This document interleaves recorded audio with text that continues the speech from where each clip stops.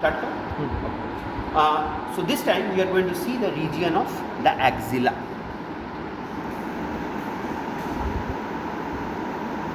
So as we are seeing the region of the axilla, the first thing is the anterior border. So the anterior border, lower margin of the pectoralis major, and posterior border is this particular muscle which we call as the latissimus dorsi. Now these are the two very prominent muscles that are visible here. Okay, so we have got the anterior, we have got the posterior, and so this here lies the entire base of the axilla, which is formed by the skin and part of the pectoral fascia. Whereas if we go very deep here, inside here will be the apex of the axilla. Now that's what you have read in your books. And this particular wall that is formed by the ribs and the intercostal muscles, so this one will be the medial wall of the axilla. Okay.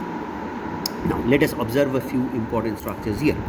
Number one is we have already identified this particular muscle as our latissimus dorsi. Now if this muscle is the latissimus dorsi, here we are getting a nerve that is going into the latissimus dorsi, which is going into the latissimus dorsi, which is going into the latissimus dorsi. So this particular nerve that is going into the latissimus dorsi is our thoracodorsal nerve or the nerve to latissimus dorsi, and as we know this is particular nerve that is coming from our posterior cord.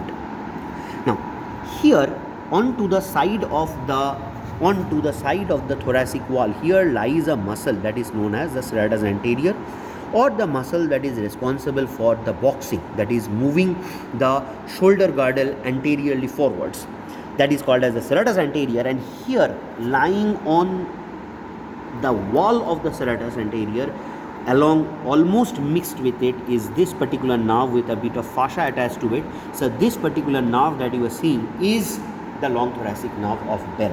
This is the long thoracic nerve of Bell, which is primarily giving supply to the serratus anterior muscle or the boxer's muscle.